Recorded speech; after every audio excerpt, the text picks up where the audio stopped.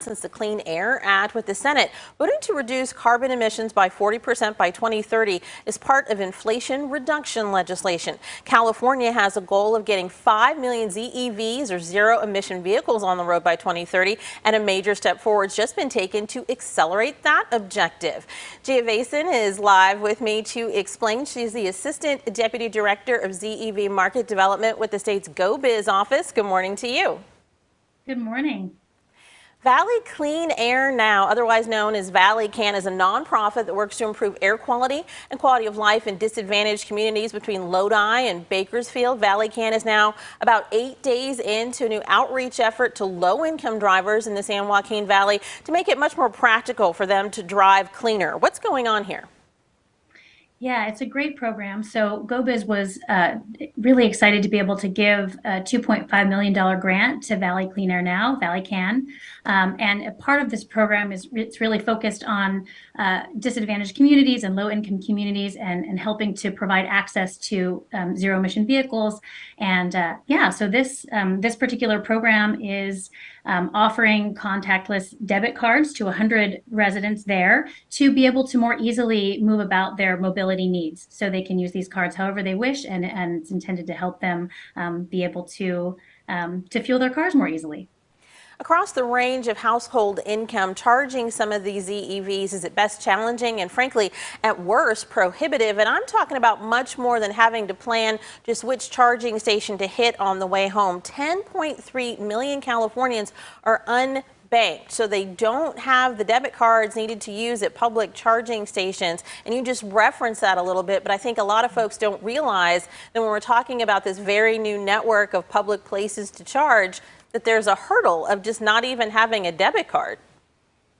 That's exactly right. You hit it right there. We have many underbanked and unbanked residents in California, and helping remove the barrier of how you're going to pay to fuel your car, especially in these times, I think is really key. And so this project is part of Caltrans's integrated travel project, and so it'll really help us receive some great data that we can use moving forward around how we can maybe expand these programs, or the best ways to really understand what drivers need, and if they're using their cards for fueling, or if they're using them for other basic needs that they have. It will provide some really excellent sources of information for us.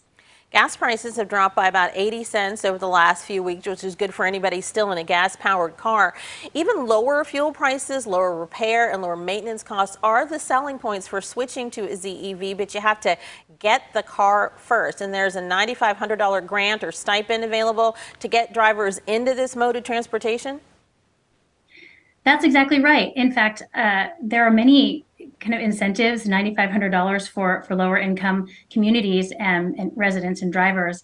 I think one thing that ValleyCan is doing really well is helping the barrier of either not residents who don't believe that they can afford a zero emission vehicle, or don't know that there are incentives available, or maybe just the paperwork is daunting and they need some assistance walking through how to actually take advantage of these big incentives that we have. And so ValleyCan is doing that very high touch interaction, and it's been hugely successful, and we're really pleased to be able to continue supporting their work there. And given the goals that California has, you just referenced some of the ways these barriers are being addressed, but why it's so important to be working at this right now, like to get to the 2035 goal of having 100% of new car sales in the state being ZEVs? You really cannot miss these populations. That's absolutely right. I think that if we want to get beyond the kind of early adopter areas, we have to consider the needs of all of our communities and our diverse communities in California. And so this really is an effort at increasing equity and ensuring that we understand the broad array of barriers and challenges that people encounter, which are different place to place and driver to driver. What else? California, as I just mentioned, has this goal of getting 5 million ZEVs on the road by 2030 and 100% of new car sales being ZEVs by 2035. That's just like 13 years out. Is that really doable? And don't we need much better charging infrastructure in place before mentally a lot of drivers can really see themselves behind the wheel of one of these? Indeed, we do. We do have, it will be a big lift. I believe we can get there. We have a lot of, now there's great budget, both from the federal level and the state level to get there. We have more awareness. We have 79,000 chargers right now. We have a target of 250,000 by 2025.